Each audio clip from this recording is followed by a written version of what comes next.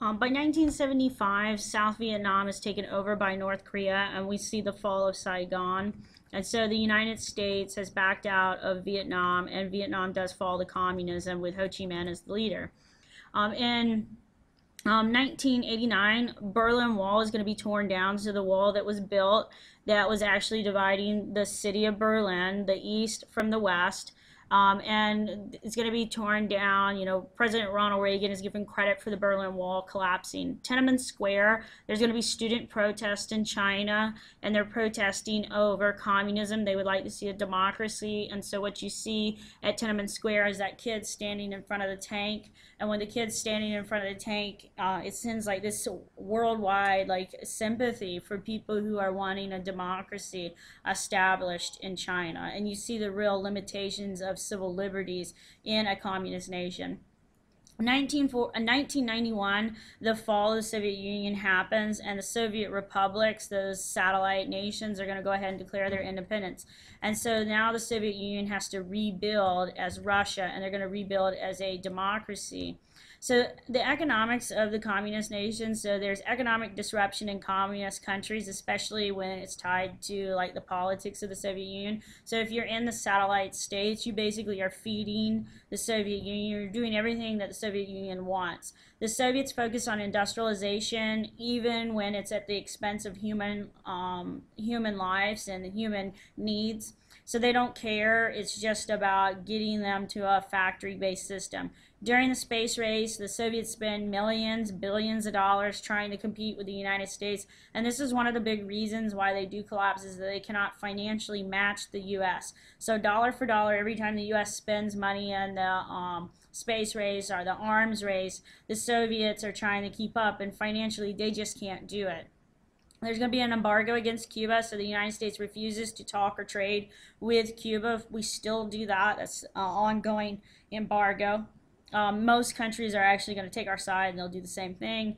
Many nations are going to seek a lot of aid, a lot of relief after World War II. So through the Marshall Plan, the United States will help rebuild the actual Western European zones. The Soviet Union and the U.S. are competing, and whoever wins the hearts and minds of the people is who's ever going to win the Cold War. And so the Soviet Union doesn't really win the hearts and minds of the people, and so they'll lose. The non-aligned nations, they're frequently going to get financial aid from both sides. So if you're not democracy, you're not communist, you're not really aligning yourself like with NATO or anything like that, you sometimes get help from both sides. It's kind of cheating. China's plan for industrialization, that Great Leap Forward. The Great Leap Forward is basically industrializing. So it involves this backyard industrial production. There's no real plan to build and staff industrial factories. It's this like, we got to push really hard to become a factory-based nation. It's going to lead to economic decline for the country, as peasants are going to struggle to meet these quotas that are being given to them by Mao. And so you're going to start seeing at the time that they're trying to do the factories, they also have to still feed their people, and so you're going to have the industrial aspect kind of getting lagging behind. It's going to suffer. Culturally, the nuclear war or the nuclear age, we get a new vocabulary and fears. Nuclear weapons, bomb shelters, fallout shelters, duck and cover, where they would do like little drills where if there was a bomb that went off, you know, you were supposed to duck and cover, and that was what was going to save you. It's not, but that's what they told people. The Red Scare, the second Red Scare, is going to be far more far-reaching than that first one in the United States. In the second Red Scare, you have Senator Joseph McCarthy, and you have this term called McCarthyism. Basically, anybody that opposed McCarthy, he accused him of being communist. So if you like, you know, McCarthy, I think this like whole Red Scare is getting too crazy, he'd be like, communist.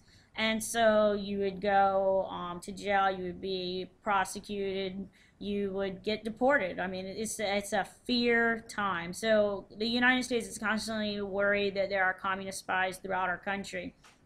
And they allow McCarthy to kind of do whatever he wants. He kind of runs amok in the United States. So the study of Russian in public schools, so we're studying so that we can know our enemy. There's an emphasis on math and science to beat the Russians with math and science, with technology, with weapons, with the space race.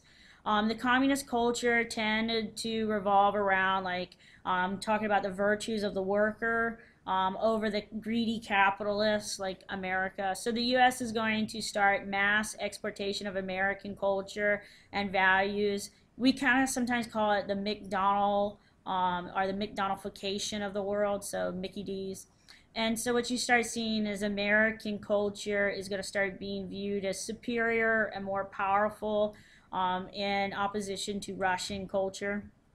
Communism is going to de-emphasize religion because religion causes divisions and you're not supposed to have that. So you're going to see a secularization in communist areas, like in Poland. Catholicism influence stayed very strong. So you're going to see people who get a little upset about this removing their religion. I mean, if you've always been raised a Christian and then tomorrow you're told you can't be that anymore, it's kind of hard for those people. There's a cultural revolution in China, and this is intended to kind of stamp out any opposition and growing democratic current. And you get a push for China to revive its interest in communist values. You get spy movies that become really big, you know, like KGB versus CIA agents, Mission Impossible movies like Hunt for Red October, James Bond becomes big. So we kind of start pitting each other against each other, even in the movie world. Socially, groups of immigrants from the former Soviet countries or from the Soviet Union, they're going to enter the lower classes of countries where they settle, so they'll be industrialized in the Western nations. You're going to see communist leaders and revolutionaries attempting to eliminate social classes. They're going to drive the aristocrats, the wealthy people away, and some of them do escape. I mean, it's illegal, but they do it. Communist invasion of and defeat in Afghanistan is going to lead to the rise of the Taliban, which is a religious theocracy government that is established. So it's the Islamic fundamentalist group that when they come into power, they stay in power until the fall of Afghanistan by the United States and the war on terrorism. Why you need to know this. So when you look at the Cold War, there are going to be specific events that you should know. So an example of brinkmanship is founded. So remember, brinkmanship is we will declare nuclear war to prevent nuclear war. We're on the brink of war, brinkmanship. It'll be the Cuban Missile Crisis. The Arab-Israeli War, this is done like once Israel becomes a nation, and it'll be done against the Muslims. You got Iran, Iraq stuff. This stuff is not brinkmanship, okay? So you got to look at countries that have nukes in order for them to have this policy of brinkmanship. During the late 20th century, or during the 20th century, we see this policy of decolonization. So a major theme of the 20th century has been the decline in power of the Western Europe, or Western European countries. When you look at this, you need to look at like the decolonization of Africa and Asia in particular. So you see democratic movements going on in these countries.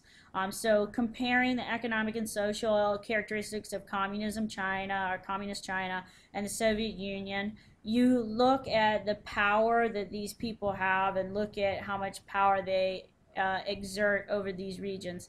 So Africa isn't really ever interested, honestly, in communism.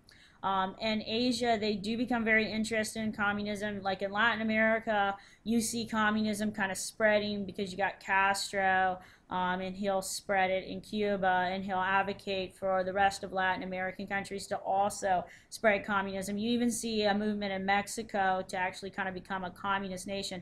And it's where there is a few people who have power, who have wealth, who have all the land. That's where you're going to see communism kind of appealing. But these areas are overthrowing their old imperialistic powers. And so you see Africa and Asia becoming a little bit more diverse as time goes on. So this is pretty much period 6. Of course, there's, you know, stuff in period 5 that you would want to go back over, but please make certain that you do know period 6. I know it is fast that we've gone over it maybe too quickly, but if you have a good grasp of what's going on in the global world today, you'll get period 6 pretty much, okay?